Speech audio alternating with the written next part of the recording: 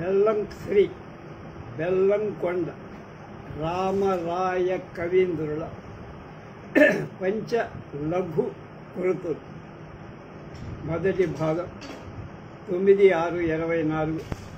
దీనికి చక్కని అర్ధతాత్పర్య భావాలు రాసిన వారు బ్రహ్మశ్రీ మేళ్లచెరు సుబ్రహ్మణ్య శాస్త్రి గారు. ప్రస్తుతం రామరాయ కవీంద్రుల జీవిత చరిత్ర తెలుసుకొని తర్వాత బెల్లంకొండ రామరాయ కవీంద్రులు ప్రముఖ పండితులు, కవి శిఖామణి. గుంటూరు జిల్లా నరసరావుపేట మండలంలో పమిడిపాడు గ్రామంలో యువనామ సంవత్సర మార్గశిర అమావాస్యన అంటే డిసెంబర్ 28, 1875. 100 ఏళ్ళు దాటిపోయింది. అదో 25, ఇదో 25, 157. వీరు 39 సంవత్సరాలే జీవించి సుమారుగా 148 గ్రంథాలు రాశారు. 39 ఏళ్ళలో. వాటిలో అష్టకాలు, స్తుతులు, అష్టోత్తర శతనామ స్తోత్రాలు, సహస్రనామ స్తోత్రాలు, గద్య స్తోత్రాలు, దండకాలు, శతకాలు, కావ్యాలు, వ్యాఖ్యాన వ్యాకరణ వేదాంత గ్రంథాలు మొదలైన అనేక వాంగ్మయ ప్రక్రియలు చోటు చేసుకున్నాయి. ఎలా ఉంటారో వారిని ఒకసారి దర్శిద్దాం.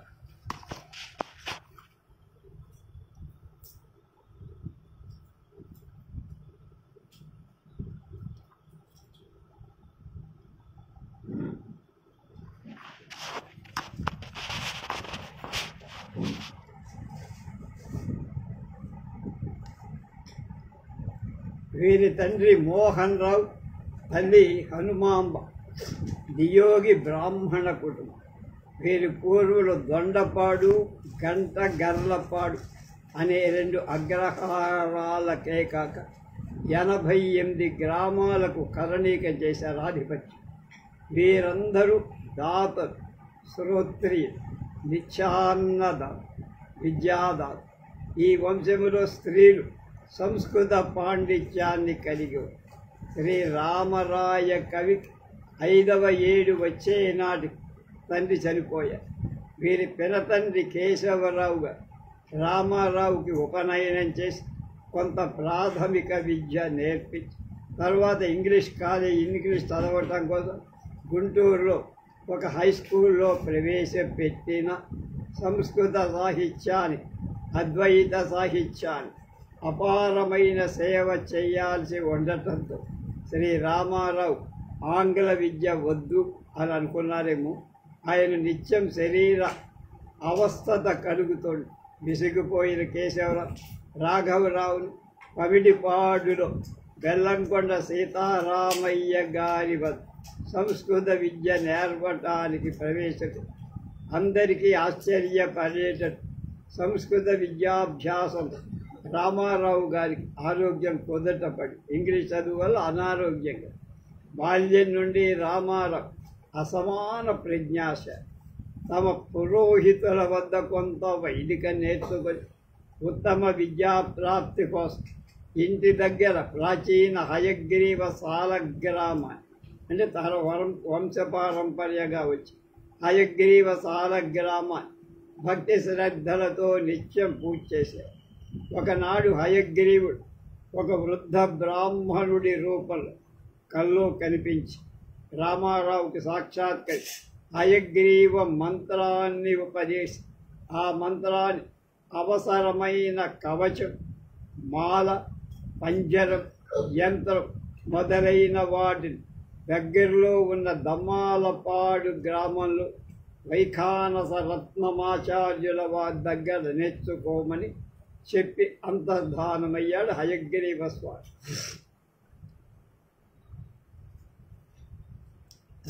రామారావు దమ్మాలపాటికి వెళ్ళి రత్నమాచార్యుల వారి నుండి హయగ్రీవ మంత్రాంగాల, కవచ, పంజరాదులను సంపాదించుకొని శాస్త్ర విధి ప్రకారం అనుసరించి అక్షర లక్షలు జపించి మంత్రానికి పునఃగ్రహణం కావించుకో. దాని ఫలితంగా వారి అసాధారణమైన మేధస్సు, పాండిత్యం, ధారణ, కవిత్వం అన్నీ అలవడ్డాయి. ఆయనలో ఉండేటువంటి భక్తి పొంగుకుంటూ కవిత్వ రూపంలో బయటకు. రమావల్లభరాయ స్తోత్రం, రమావల్లభరాయ శతకం మొదలైన స్తోత్రాలు 16వ ఏటలోనే అంటే 16వ ఏడు నాడే ఆయన రచించారు. 16 సంవత్సరాల రుక్మిణీ పరిణయ చెంపు అనేటువంటి పంచభూడే సంస్కృతం వచనం, శ్లోకాలు వచనం ఉండేటువంటి రమా పరిణయ చెంపు, కందర్ప దర్ప విలాస బాణం మొదలైన కావ్యాలు. ఆ పైన 19వ సంవత్సరం నెల్లూరు వాస్తవ్యుడు సింగరాజు వెంకట రమణయ్య గారి 2వ కుమార్తె ఆది లక్ష్మమ్మతో వివాహం జరిగింది. వీరికి సంతానం లేదు. చాలామంది విద్యార్థులు తమ ఇంట్లోనే అన్నం పెట్టి చదువు చెప్పి విద్యాసేవ చేసి గోదావరి మండలం నుండి ఉరిగల్లు రామశాస్త్రి, సుబ్రహ్మణ్య శాస్త్రి అనే 2 సోదరులు గద్వాల్ సంస్థానానికి వెళుతూ పమిడిపాటు చేరి రామారావు గారి కోరికపై వ్యాకరణ తర్కశాస్త్రాలను బోధించారా ఇంటి దగ్గర. గురుదక్షిణ చెంపు భాగవతాన్ని మంధర అనే వ్యాఖ్యానం రాసిచ్చి భయంకర రంగాచార్యులు అనే వైష్ణవ గురువులతో విభేదం వల్ల ఆయన వైష్ణవ సంప్రదాయాన్ని తిరస్కరించి స్మార్త బ్రాహ్మణ సాంప్రదాయాన్ని అనుసరించి విభూతి రుద్రాక్షలు ధరిస్తూ అప్పటి నుండి విశిష్టాద్వైతానికి పంగనామాలు పెట్టి శంకర భగవత్పాదుల అద్వైతాన్ని పోషిస్తూ అనేక విధాలైన గ్రంథాలు రచి తమ శిష్యుడైన రాళ్లబండి నరసింహశాస్త్రి కోరికపై శంకర రామానుజాచార్యుల గీతా భాష్యాలు రెండింటిని చదివి రామానుజిత గీతా భాష్యం శృతి స్మృతి ప్రమాణాలకి విరుద్ధమని నిరూపించి 3 మాసాలు పాఠ ప్రవచనం చేస్తారు. ఇదే భగవద్గీతా భాష్య అర్క ప్రకాశం. అర్కుడు అంటే సూర్యుడు కదా. అలాగే నిరంతర గ్రంథ రచన నిరతుడు బ్రహ్మచింత నిమగ్నుడు అయిన రామారావు బాల్యం నుండి అజీర్ణ వ్యాధితో బాధపడి ఆయన బాగా పలుచగా పక్కగా ఉంటాడు, కానీ అదే పరిస్థితి కనుక దానికి తోడు మధుమేహ వ్యాధి, డయాబెటీస్ కూడా. తనకిష్టం లేకున్న బంధుమిత్ర శిష్యగణ నిర్బంధం చేత చికిత్స కోసం మద్రాసులోని సుప్రసిద్ధ ఆయుర్వేద వైద్యుడు పండిత డి గోపాలాచార్యుల వారి దగ్గరకి వెళ్ళి, డివి గోపాలాచార్య ఆయన కూడా మన కృష్ణా జిల్లా వాడు. అక్కడి నుంచి అక్కడికి వెళ్ళారు. కొంతకాలం మానసిక పరిశ్రమ కష్టానికి గ్రంథ రచన చేసే పరిశ్రమ మానుకోమంటే ఆయన చెప్పగా రామారావు గారు దాన్ని ఒప్పుకోకుండా చికిత్స అంగీకరించగా స్వగ్రామానికి వచ్చి రోజు రోజుకి వ్యాధి ముదరటంచి తనకు చివరి కాలం దగ్గరకు వచ్చిందని గ్రహించాడు ఆయన బంధువు. వ్యాధి ముదరగా ఆనంద సంవత్సర కార్తీక శుద్ధ నవమి 27/10/1914 సరిపోయే 100 ఏళ్ళు దాటిపోయి 2014 అయింది. 110 సంవత్సరాలు నాటి శ్రీ రామారావు గారు చనిపోయారు. వారి మరణానంద బంధువుల నిరాదరణ, శిష్యుల అజాగ్రత్త వల్ల వారి అముద్రిత గ్రంథాలలో కొన్ని నష్టంగా, కొన్ని ఇతరులు తీసుకెళ్ళిపోవటంగా, అంటే అన్యాక్రాంతమై విజయవాడలో అడ్వకేట్ పాటి బండ సుందర్రావు గారు అధీనంలో కొంతకాలం ఉన్నాయి. రామారావు జీవిత కాలంలో కొన్ని మాత్రమే ముద్రింపబడి అటుపై ప్రఖ్యాత ఆయుర్వేద వైద్యుడు నరసరావుపేట వాసి అయిన శ్రీ కంతా వెంకట సుబ్రహ్మణ్య శాస్త్రి చాలా విరాళాలు సేకరించి కొన్ని సంస్కృత లిపిలో, మరికొన్ని తెలుగు లిపిలో ముద్రించి. ఇంతకీ వారి రచన రామరాయ కవీంద్రుడు రచించినవి ఏమిటంటే చెంపు భాగవతం, హయగ్రీవ నవరత్న స్తుతి, వివర్ణాది విష్ణు సహస్ర నోమ స్తోత్ర, సిద్ధాంత సింధు భాష్యార్క ప్రకాశిక శరీరక చతుసూత్రీ విచార వేదాంత ముక్తావళి శంకర భాష్య విమర్శనం శరద్రాత్రి రమావల్లభరాయ శతకం వేదాంత కౌస్తుభం రుక్మిణీ పరిణయం గరుడ సందేశం హయగ్రీవ శతకం కందర్ప విలాసం కృష్ణలీలా తరంగిణి కరిభూషణం కామమీమాంస ఘనవర్ణనం ధర్మ ప్రశంస విద్యార్థ విద్యోత శూద్రధర్మ దర్పణం అద్వైత అమ్యమత ఖండనం అద్వైతామృతం అద్వైత విజయ వేదాంత నిశ్చయ శంకర భాష్య విమర్శ సిద్ధాంత సింధు శ్రీ మధుసూదన సరస్వతి రచించిన సిద్ధాంత బిందువుకు విపుల వ్యాఖ్య భగవద్గీతా భాష్యార్క ప్రకాశిక శంకర విరచిత గీతా భాష్యాన్ని విపులమైన వ్యాఖ్య చిత్ర ప్రభ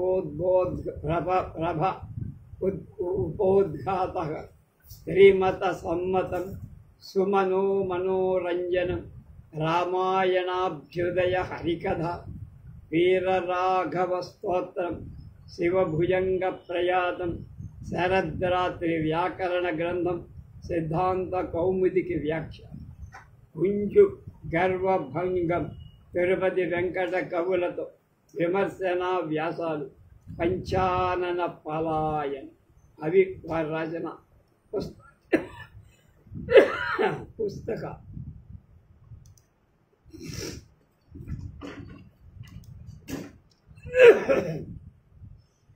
ఇప్పుడు ఆయన రచన లఘు కృతులు ఆత్మాష్టకం కృష్ణా నది అష్టకం హయగ్రీవ నవరత్న స్తుతి సాలగ్రామ నృసింహాష్టకం వేదాద్రి యోగానంద నృసింహాష్టకం దీనికి ఆంధ్ర ప్రతిపదార్థ తాత్పర్యాలు రాసిన వారు వేళ్ల చెరువు వెంకట సుబ్రహ్మణ్య శాస్త్రి. ఆ వేళ్ల చెరువు వెంకట సుబ్రహ్మణ్య శాస్త్రి గారు గీర్వాణ కవుల కవితా గీర్వాణంలో వారిని గురించి మాకు కొన్నూరైన Pandit Sanskrit retired lecturer head of the department principal అయినటువంటి ఆయన పంపించిన వివరాలతో రాసి వారిని చాలాసార్లు హుజూరు సరస్వభారతి కార్యక్రమాన్ని మా ఆహ్వానాన్ని మా పురస్కారాన్ని గ్రహించడానికి రామ్మని ఎన్నిసార్లు పిలిచి వారు రాలేకపోయారు. మేము వారిని సన్మానించలేకపోయారు. ఇప్పుడు ఈ పుస్తకం అంతా 27/12/2002 బెల్లంకొండ వెంకటరాయ కవీంద్రుల జయంతి నాడు దీని పుస్తకాన్ని ప్రచురించారు. సాధన గ్రంథ మండలి వాడు దీన్ని తెనాలి వాడు ప్రచురించారు.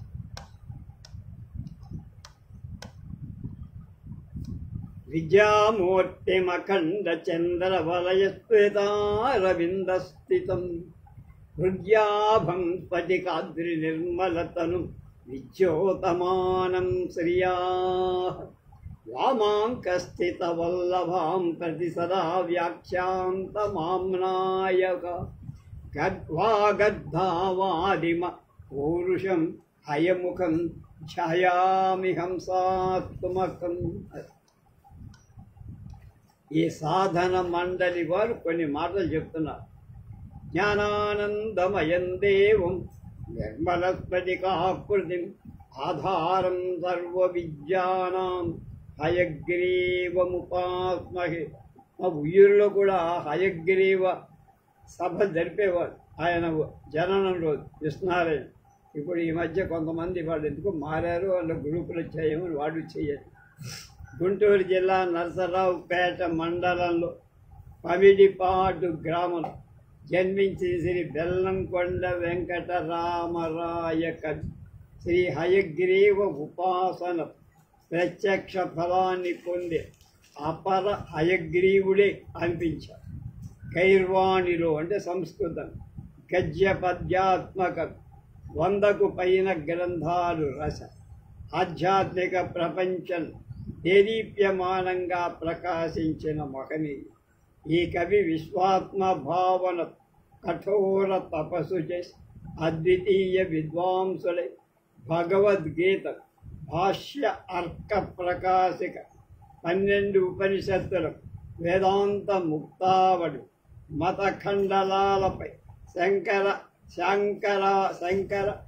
అశంకర భాష్య విమర్శ వ్యాకరణ సంబంధంగా శరద్రాత్రి బ్రహ్మసూత్ర సారమైన మొదటి 4 సూత్రాలు శారీరక చతుస్సూత్రి అద్వైత సిద్ధాంత గ్రంథాలయం అద్వైత విజయ అద్వైతామృతం వేదాంత నిశ్చయ సిద్ధాంత సింధు అలాగే హయగ్రీవ సహస్రనామ స్తోత్రం విష్ణు సహస్రనామ స్తోత్రం భాగవత చెంపు కందర్ప దర్ప విలాస బాణ మొదలైన గ్రంథాలు రచించి అపర శంకరాచార్యులు నడిపించి ఈ మహనీయుడి రచన మండలి తరఫున అంటే సాధన మండలి వెలువరించ తెనాలిలో ఉంది.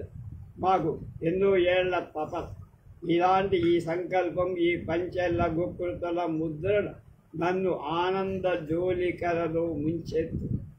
ఈ పంచెల్ల గుకృతులకు అర్ధ తాత్పర్య వివరాలు అందించి శ్రీ బ్రహ్మశ్రీ మేళ్ల చెరువు వెంకట సుబ్రహ్మణ్య శాస్త్రి గారికి శుభాశీస్సులు. ఈ మాటలు చెప్పింది గుడిసు సూర్య ప్రకాశ శాస్త్రి గారు, సాధన గ్రంథ మండలి వ్యవస్థాపకులు. ఆయన కూడా గొప్ప పండితుడు. బెల్లంకొండ రామరాయ కవి గారి కుటుంబ చరిత్ర కూడా చెప్తారు. రామరాయ కవి జీవించి ఉండగా 1913 సంవత్సరం నెల 5వ తేదీ బెల్లంకొండ వల్లభరావు గారి ద్వితీయ పుత్రుడు నారాయణ దత్తరావును దత్తుగా తీసుకొని యావదాస్తిని వీలునామా రాయించి జ్ఞాతులు పెద్దలు అందరూ సంతకాలు కూడా చేయించినట్టు సప్రమాణకంగా జరిగిన విషయం. కానీ కవిగారి భార్య ఆదిలక్ష్మయ్య గారికి లక్ష్మమ్మ గారికి తన మేనల్లుడైన ముత్తురాజు పార్థసారథి దత్తత చేసుకోవాలని ఉండేది. అప్పుడు కవిగారు ఇది శాస్త్ర సమ్మతం కాదని తెలిసి జ్ఞాతి అయిన నారాయణరావుని దత్తత తీసుకొని సదరు దత్తకుమారితో పాటు ఆమె మేనల్లుడైన పార్థసారథికి కూడా ఆస్తి రాసిచ్చారు. ఎంత ఉదాత్తులో చూడాలి. అప్పుడు కవిగారు ఆయన భార్యతో నీకే నారాయణుడే దిక్కు అని చనిపోయారు. అంటే ఆయన పెంచేవారు. దరిమిలా ఆమె పోషణ ఉపచారాలన్నీ నారాయణరావే చేశారు. కవిగారు దత్తత చేసుకున్న నారాయణరావు వయసు 3 సంవత్సరాలు. సదర్ నారాయణరావు జన్మించిన చేతకర్మ నామకరణాదులు రామారావు గారి దగ్గర ఉండి జరిపించారు కవిగారు. కవిగారు స్వర్గస్థులైన తర్వాత కవితా సుబ్రహ్మణ్య శాస్త్రిజీ స్వప్నంలో కనపడి గ్రంథాల ముద్రణకు ప్రేరేపించారు రామరాజు. తర్వాత తరచు శాస్త్రి గారు వచ్చి ఇంటికి ఇక్కడికి వస్తూ నారాయణరావు గారి మంచి చెడ్డలు చూస్తూ ఉండేవారు. కవిగారి జీవితంలో ముఖ్య సంఘటన కవిగారి వంశగురువులు వైష్ణవ పీఠస్థులు తిరుపతి నుండి ప్రతివాది భయంకర రంగాచార్యులు గారు వస్తూ ఉండేవారు. వారు వచ్చినప్పుడు ఈ కవిగారు తగిన ఆతిథ్యమిచ్చి గౌరవించి ఉండటానికి అన్ని వసతులు ఏర్పాటు. వారు ఉపవీతులైన వారి తత్వ చక్రాంకనాలిచ్చి విశిష్ట అద్వైత సంప్రదాయ సారంగా మంత్ర ఉపదేశం చేసేవారు. వారు మంత్రోపదేశం పొందమని కవిగారిని కూడా కోరారు. అప్పుడు కవిగారు ఉపనయన సంస్కారాలు లేని శూద్రులకే కానీ మాకు చక్రాంకితాలు వేయడం శాస్త్ర సమ్మతం కాదని, మంత్రాన్ని మాత్రమే స్వీకరిస్తాం, మిగిలిన కలాపం అక్కర్లేదని. మర్నాడు కవిగారు ఉదయం శేషుబావి వద్ద అనుష్ఠానం నిత్యకృత్యాలు ముగించుకొని వచ్చేసరికి సుమారు 8 గంటలు. అప్పుడు గురువు గారు తాగి పారేసిన ఎంగిలి పరమాన్నపు దొన్నెలు వగైరా చూడటం జరిగింది. అప్పటికి వీరికి ఇంకా దేవతార్చన అనుష్ఠానాలు కాల అప్పుడే వీరు భుజించాలి అని సకంచుక యతిం దృష్ట్యా అకంచుక నారీం దృష్ట్యా లింగనం చక్రిణం దృష్ట్యా సచేలం స్నానమాచరేత్ అన్న. అప్పుడు గురువు గారు అంటే ఏం చెప్పారు?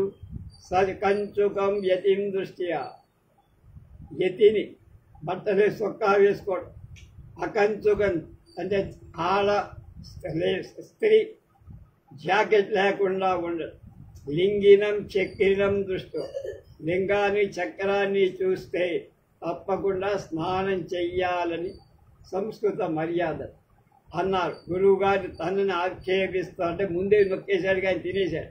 మమ్మల్ని ఆక్షేపిస్తున్నావా అనగా శాస్త్రీయ ప్రామాణికంగా నిరూపించితే మేము ఆక్షేపణం అన్నారు. దాంతో దానికి తిరుగు ప్రయాణమై కనుక గురువుగారు విడిపోయారు. తర్వాత తత్వచక్రాంతర ఖండం, శూద్ర ధర్మ దర్పణం అనే పుస్తకాలు రామరాయు గారి. తర్వాత యాదృచ్ఛికంగా భగవద్గీత, శంకర భాష్యం, వేదాంత పంచదశ అధ్యయనం, విశిష్టాద్వైత భావనం నుండి మళ్ళా అద్వైత విజయం, శంకర భాష్య విమర్శ, భాష్యార్క ప్రకాశ మొదలైన అద్వైత గ్రంథాలు రాసి అద్వైత మార్గాల్లో అనుసరించారు.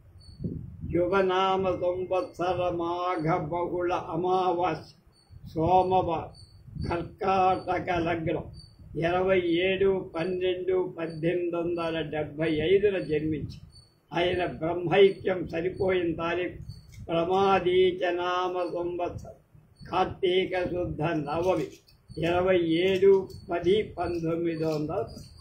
కుటుంబ పరిస్థితి బ్రాహ్మణు భోజన ప్రియ అంటే కవిగారి వల్ల సంక్రమించిన ఆస్తి భుక్తమైపోతుండగా అంటే తిండి తినటం, నెయ్యేసుకోవడం, పప్పు దప్పడాలు తాగడం, అందరికీ పెట్టడంతో ఆస్తి అంతా హార్దిక అయిపోతుండగా ఆయన పెంచుకున్న నారాయణరావు బ్రహ్మచర్యాన్ని అవలంబించి ఆ తర్వాత ఉమ్మడి మద్రాసు రాష్ట్రంలో ఆర్కాడ్ జిల్లా గుడియార్తం తాలూకు తలయారింపట్టు, తిరుమణి, ఉన్నామస సముద్రం అనే 3 గ్రామాలకు అగ్రహారీకులే వెంకట్రామ శర్మగా తన కుమార్తెనిచ్చి ఈనాందారులకు ఇవ్వాలని తలంపుతో సకుటుంబంగా పమిడిపాటు నరసరావుపేట దగ్గరికి వచ్చి ఇక్కడ ఆస్తి లేదని తెలుసుకొని తిరిగి వెళ్ళే ప్రయత్నం చేస్తుంటే కవిగారి గ్రంథ సంపాదకులై కవితా సుబ్రహ్మణ్య శాస్త్రి దంపతులు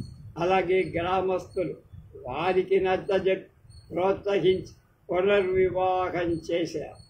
నారాయణరావు విజయలక్ష్మ దంపతులు రామకోటేశ్వరరావు, సీతాలక్ష్మి, శారద, భవాని, రామ్మోహన్ రావు, శ్రీనివాసరావు అనే సంతతికి నారాయణరావు 1971 25వ తేదీ జనవరి సరిపోయారు. కవిగారి దత్త కుమారుడు స్వర్గస్థులైన తర్వాత ఆస్తంతా జీర్ణం కాగా తిండికి కూడా ఇబ్బంది పడు ఆడపిల్లలకు పెళ్లి చెయ్యలేని పరిస్థితిలో ఉంటే నారాయణరావు గారి తమ్ముడు హరిరావు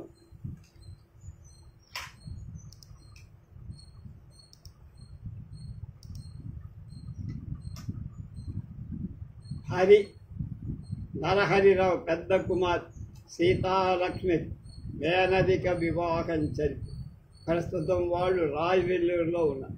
కంచి కామకోటి పీఠం వారు దిగిరిన 2 బాలికల వివాహాన్ని తగిన ద్రవ్య సహాయం చేసి శారద ప్రస్తుతం మైసూరులో ఉన్నారు, భవాని గుంటూరులో ఉన్నారు. 2వ కొడుకు మోహన్ రావు 10వ తరగతి వరకు చదివి నరసరావుపేట దగ్గర చీలమల మర్రి గ్రామ పోస్ట్ మాస్టర్. శ్రీనివాసరావు విజయవాడ శివరామ క్షేత్రంలో కంచి పీఠాధిపతి జయేంద్ర సరస్వతి వారి సమక్షంలో ఉపనయనం పొంది శ్రీమన్నారాయణ జినజీయ వారి వేదాంత పాఠశాలలో చేరి ఉండగా కొద్ది రోజులు అక్కడ తత్వ చక్రాంకితాలను పొందాలి అని ఆంక్ష పెట్టారు. అప్పుడు తాతగారి సిద్ధాంతంలోకి వ్యతిరేకమైన చర్యని విజయవాడలో పెద్దలు బ్రాహ్మణ సంఘం వారు గుడిమెల్ల కామేశ్వరరావు గారి ప్రోత్సాహం బ్రాహ్మణ సంఘ ద్రవ్య సహాయం శృంగేరికి అక్కడ పీఠాధిపతి శ్రీ శ్రీ భారతీ తీర్థస్వామి ఆప్యాయతతో ఋగ్వేద క్రమాంతం చెప్పి కాలడి వేదాంత పాఠశాల వేదాంత విద్వత్తు వరకు నేర్పది. తర్వాత శృంగేరి వేద పాఠశాలలో ఉపాధ్యాయ వృత్తిలో ఉండగా తిరుమల తిరుపతి దేవస్థానం వేద పాఠశాల మాజీ ప్రిన్సిపాల్ కంచి పరమాచార్య వారి శిష్యులు శ్రీ అనంతనారాయణ సోమయాజి గారి కుమార్తెనిచ్చి వివాహం జరిపి శ్రీనివాసరావు చేత సోమయాగం నిత్యాగ్నిహోత్ర దీక్ష చేయించి ప్రస్తుత లాల్ గుడిలో వేద పాఠశాలలో ఉద్యోగం ఇప్పించి 1993 సంవత్సరం మే నెల 25వ తేదీ గృహస్థుడయ్యా. గుడారంబర వివాహం తండ్రి గారి వల్ల సంక్రమించిన దస్తావీజు లేఖనీ వృత్తి పొలం కొరకు లౌకిక వృత్తితో కాలక్షేపం చేస్తారు. తగిన ఆదాయం లేకపోయినా మిగతా పని చేయటానికి తగిన ప్రోత్సాహం లేక కాలం గడి. నేను మా సోదరీమణులు సంతానవంతులం. మా తల్లిగారు మా వద్దనే ఉన్నారు, అంతా క్షేమం. కానీ కుటుంబ పోషణకు తగిన జీవాధారం లేక శిథిలమైపోతున్న ఇంటిని బాగు చేయించుకోనే శక్తి లేక ఆర్థిక ఇబ్బందులు కాలం వెళ్ళబుస్తారు. ప్రతిరోజు తాతగారిని ఆరాధిస్తూ జీవిస్తున్నామని బెల్లంకొండ రామకోటేశ్వరరావు మనవడం కూడా కమిడిపాటు నరసరావుపేట గుంటూరు జిల్లా వారు రాశారు. అపర శంకరుడు బెల్లంకొండ రామరాయ కవీంద్రుడు జ్ఞానానందమయందే నామం అన్న దేవం కాదు. నిర్మల స్ఫటికాంతర ఆధారం తత్వ విజ్ఞానం హయగ్రీవాయితం మమ అజీర్ణ భౌమధ్యాత్మ జీర్ణ భౌమ శిరస్శ్రీ విశిష్టాద్వైతినం శేషం రామం అద్వైతినం నామ సుమహ అని బహుశా మేళ్ల చెరువు వారు. ఆత్మాష్టకం సవ్యాఖ్యానం బెల్లంకొండ రామరాయ కవి విరచితం. దీనికి సెలయేరు వ్యాఖ్య రాశారు. ఆంధ్ర ప్రతిపదార్థ తాత్పర్య వివరణ మేళ్ల చెరువు వెంకట సుబ్రహ్మణ్య శాస్త్రి గారు. అత్రైవ దేహే పరిమృజ్యతే జ్ఞైః స్వయం పరాత్మా పరిలభ్యతే చ హృత్పద్మకోశాక్షధరం దధానః తద్వత్సహస్రారమపి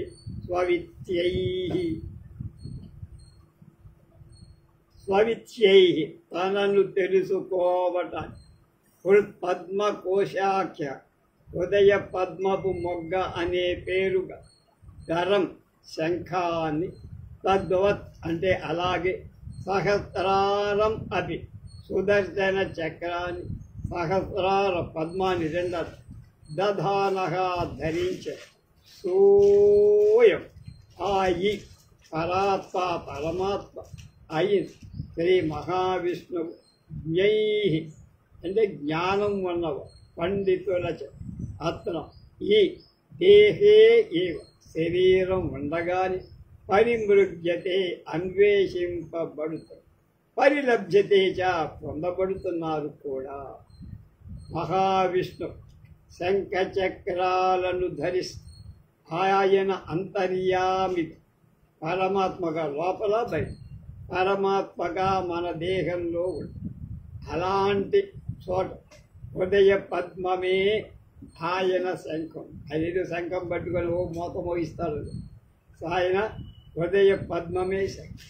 మన శరీరంలో ఉండే సహస్రార చక్రమే ఆయన ధరించే విష్ణు చక్రం సుదర్శనం. వీటిని ఆయన ధరించడానికి కారణం మనము ఆయనను తెలుసుకోవాలి. ఎందుకు ధరించాడు? మనం ఆయన తెలుసుకోవాలి. కనుకనే ఈ విషయాన్ని తెలిసిన పండిత్ తమ దేహంలోని పరమాత్మ కోసం అన్వేషిస్తారు, ఆయన అందుకుంటున్నారు అని మొదటి శ్లోకం విశేషాలు చెప్తున్నారు. పరమాత్మ సర్వజీవుల హృదయ స్థానంలో ఉంటాడని, ఈశ్వర సర్వభూతానాం ఉద్దేశే అర్జున తిష్టది అని భగవాన్ కృష్ణుడు అర్జునుడికి ఉపదేశిస్తాడు. ఉత్పద్మ కోశం అంటే తామర మొగ్గ వంటి హృదయం, అది అనాహతమయ స్థానం, 6 చక్రాలు. అది ఇక్కడ అనాహత నాదం ఎప్పుడు కూడా ఓంకార నాదం కనుక ఇది దహర ఆకాశం లోపల ఉండే ఆకాశం కనుక దీన్ని శంఖంగా చెప్పే, శంఖంలోంచి ధ్వని వస్తుంది కదా.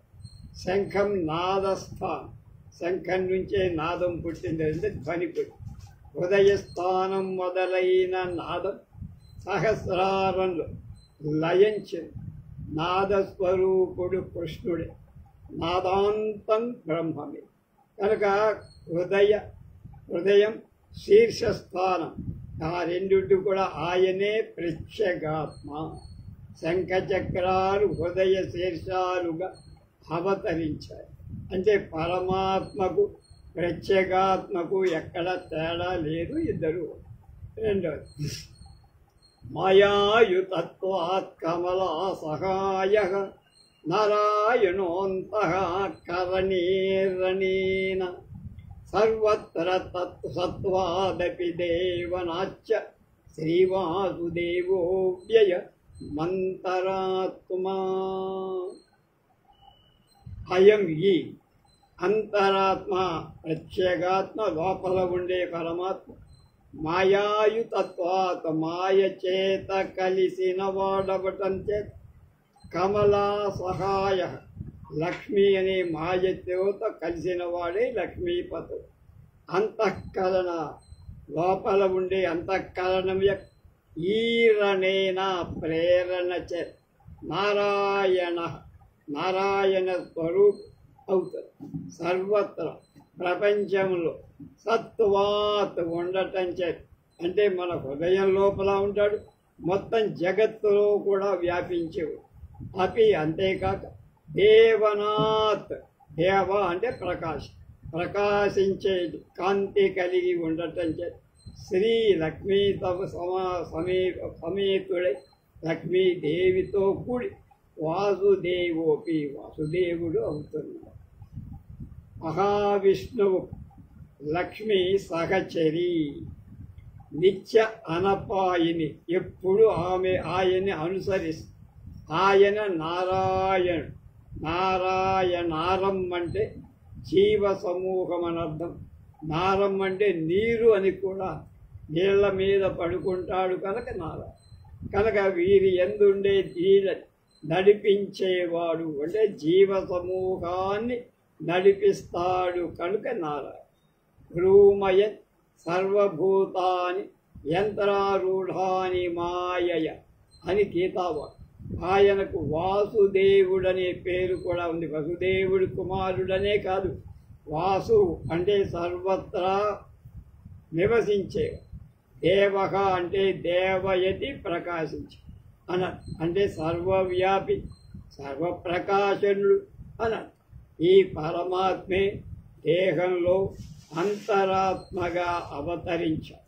లక్ష్మి మాయగా అవతరించి దేహంలో అంతఃకరణాలను ప్రేరేపిస్తుంది కనుక నారాయణుడు.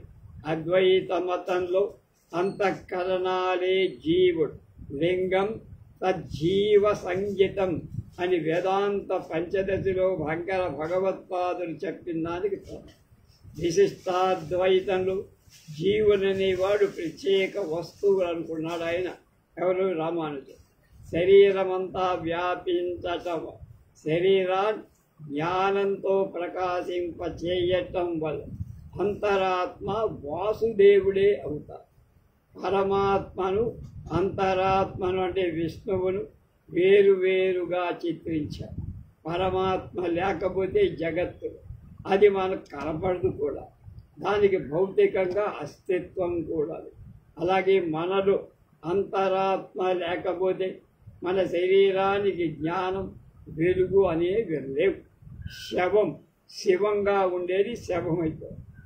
తత్ర పూర్వోభాత్ తజంద్రతారక్ నేమా విద్యుతో భాంతి కుతోయమగ్ని తమేవ భాంతమనుభాతి సర్వం తస్య భాషా సర్వమిదం విభాతి.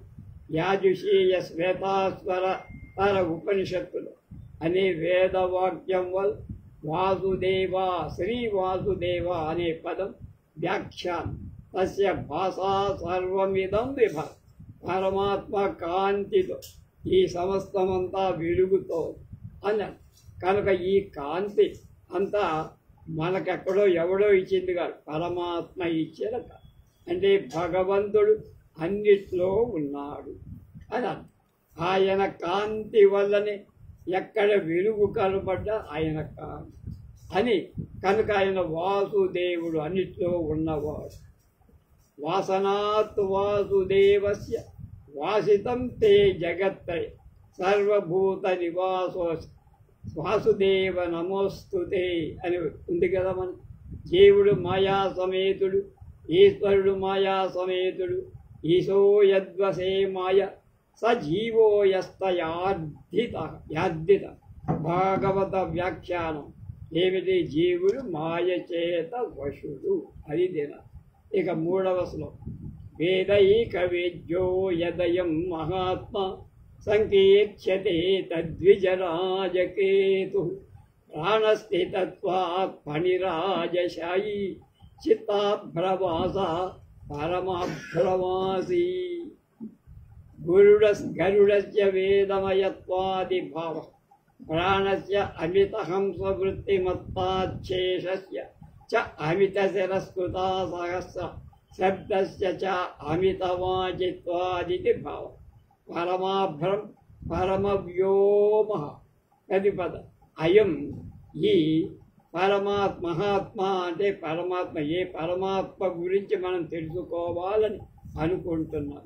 వేదైక వేద్య, వేదం మాత్రం చేతనే తెలియదు.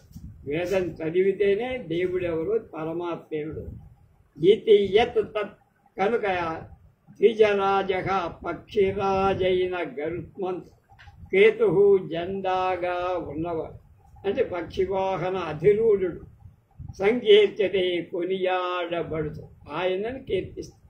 ప్రాణ ప్రాణంలో స్థితత్వాత్ ఉండటం వల్ల ఫణిరాజశాయి సర్పరాజశయనుడని. చిత్తాభ్రహ మనస్సు అనే అభ్రం అంటే అభ్రకం, అభ్రం అంటే ఆకాశం. ఆకాశంలో మనస్సు అనే ఆకాశంలో వాసాత్ ఉండటం వల్ల పరమాభ్ర పరమాకాశంలో వాసి ఉండువాడుగా సంకీర్త్యతే కొనియాడ. భగవంతుడు వేదవేద్యుడైనందువల్ల